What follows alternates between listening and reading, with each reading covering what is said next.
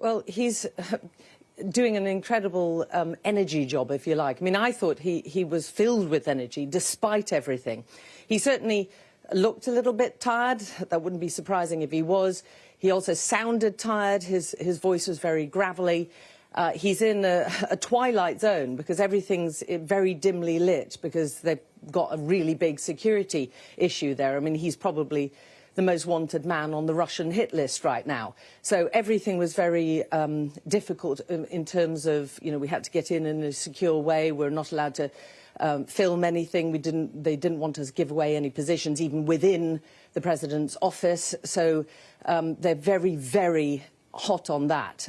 They didn't want him to stay in one place for very long. After our interview, he was immediately whisked away. But he was angry and frustrated at the rest of the world's reactions. He keeps on calling on the rest of the world to unite. And when I said, well, they are uniting, aren't they, in terms of economic sanctions, President Putin has seen that as a declaration of economic war, if you like, against Russia. And he said he was very clear, I thought. And remember, this is a man who feels his English is not that good. I had to really press him to talk in English. And he was so determined and so driven to get his message across to the English-speaking world that he pressed on in English. And he said, no, they're taking too long. We can't wait for multiple governments to take decisions and multiple world leaders to decide it's the right thing. He said, I mentioned some time ago to a number of world leaders who we wouldn't name about how they needed to cut Nord Stream 2, and they didn't until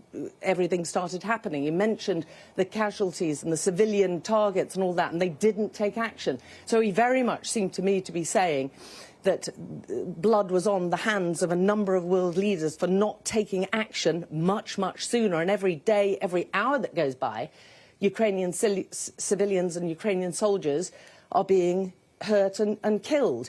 Mariupol had just happened as we went in to interview him, and I managed to catch him again on the way out to press him on what he thought should happen to those who were targeting hospitals and civilians, particularly this maternity hospital. Here's what he had to say.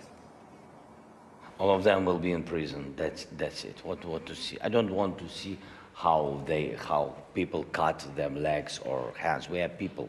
We are normal people. They have to be in the prison and stop bombing. That's it, what we want.